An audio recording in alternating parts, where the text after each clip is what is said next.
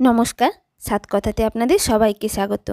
আজকে সামান্য পেঁয়াজ দিয়ে খুব টেস্টি একটি রেসিপি শেয়ার করব, যা রুটি বা পরোটা যে কোনো কিছুর সাথে খেতে কিন্তু দুর্দান্ত লাগে।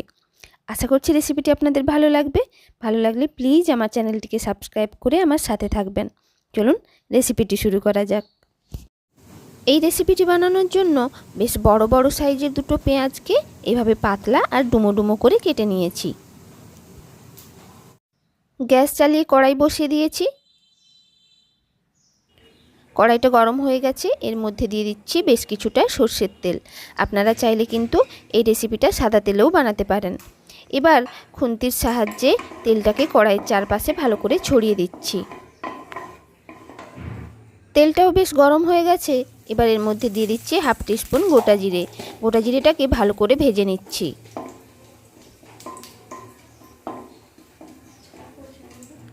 জিরেটা ভালোভাবে ভাজা হয়ে গেছে, এর মধ্যে এবার দিয়ে দিচ্ছি বেশ কিছুটা টমেটো সস।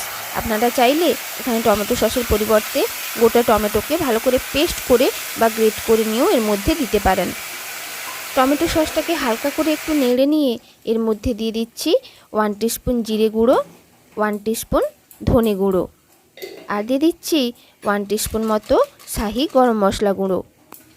1 টিস্পুন কাশ্মীরি লঙ্কা গুঁড়ো এর মধ্যে দিয়ে দিচ্ছি। আপনারা চাইলে নর্মাল লঙ্কা গুঁড়োও ব্যবহার করতে পারেন, তবে সেটা হাফ টিস্পুন। পরিমাণ মতো লবণ দিয়ে দিলাম, আর দিয়ে দিচ্ছি পরিমাণ মতো হলুদ গুঁড়ো। এবার এই সমস্ত মশলা খুব ভালো করে আমি মিক্স করে নিচ্ছি। মিক্স করে নিয়ে জাস্ট 1 মিনিট মতো মশলাগুলোকে একটু কষে নিচ্ছি। মশলা কষা হয়ে গেছে, দুটো কাঁচা লঙ্কা কুচি এর মধ্যে দিয়ে দিলাম, দিয়ে একটু নাড়াচাড়া করে এবার দেখুন এখানে আমি এই চামচের 2 চামচ টক দই ভালো করে ফেটিয়ে নিচ্ছি। এবার এই ফেটানো টক দই মশলার মধ্যে ঢেলে দিয়ে সব কিছু ভালো করে মিক্স করে নিয়ে মশলাটাকে ততক্ষণ পর্যন্ত কষে নেব যতক্ষণ পর্যন্ত না মশলা থেকে তেল ছাড়তে শুরু করে। মশলা থেকে তেল ছেড়ে দিয়েছে, এবার এর মধ্যে দিয়ে দিচ্ছি আগে থেকে কেটে রাখা পেঁয়াজগুলো। আর আমি পার্সোনালি ক্যাপসিকাম খেতে খুব পছন্দ করি, তাই সামান্য কিছুটা ক্যাপসিকাম আমি এর মধ্যে অ্যাড করেছি। তবে এটা চাইলে আপনারা কিন্তু সম্পূর্ণ অ্যাভয়েড করতে পারেন, কারণ অরিজিনালি এই রেসিপিটি কিন্তু পেঁয়াজ দিয়েই হয়ে থাকে। এবার পেঁয়াজ আর ক্যাপসিকাম মশলার সাথে খুব ভালো করে মিক্স করে নিচ্ছি। মশলার সাথে পেঁয়াজ আর ক্যাপসিকাম একদম ভালোভাবে মিক্স করে নিয়েছি। এবার ঢাকা দিয়ে লো টু মিডিয়াম ফ্লেমে আমি 5 মিনিট মতো রান্না করে নিচ্ছি, তবে মাঝে মাঝে কিন্তু ঢাকা খুলে নাড়াচাড়া করে দেব। প্রায় 5 থেকে 6 মিনিট ধরে এভাবে আমি রান্না করে নিয়েছি, তবে মাঝে মাঝে কিন্তু ঢাকনা খুলে আমি এইভাবে নেড়ে দিয়েছি যাতে নিচে লেগে না যায় বা সব দিকটা সমানভাবে রান্না হয়। দেখুন পেঁয়াজ আর ক্যাপসিকাম অনেকটা কিন্তু সফট হয়ে গেছে, তবে আরও কিছুটা সফট করে নেব। তার জন্য আবারও ঢাকনা দিয়ে আরও 3 থেকে 4 মিনিট রান্না করে নিচ্ছি। প্রায় আরও 4 মিনিট ধরে রান্না করে নিয়েছি। দেখুন পেঁয়াজ আর ক্যাপসিকামগুলো কিন্তু একদম সফট হয়ে গেছে। এখানে বেশ কিছুটা দুধের সর আমি ভালো করে ফেটিয়ে নিয়েছি। দুধটাকে বারবার গরম করে তার সরটা তুলে নিয়ে এইভাবে ফেটিয়ে নিয়েছি। এবার এই ফেটানো দুধের সরটি আমি পেঁয়াজ আর ক্যাপসিকামের মধ্যে দিয়ে দিচ্ছি, আর ভালো করে নাড়াচাড়া করে মিক্স করে দিচ্ছি। আপনারা চাইলে কিন্তু এখানে ফ্রেশ ক্রিম ব্যবহার করতে পারেন। যদি ফ্রেশ ক্রিম না থাকে এইভাবে দুধের সরটা ব্যবহার করতে পারেন ফেটিয়ে নিয়ে। তবে এইটা কিন্তু মাস্ট দিতেই হবে, কারণ এটা দিলেই এই রেসিপির টেস্ট সব থেকে ভালো হয়।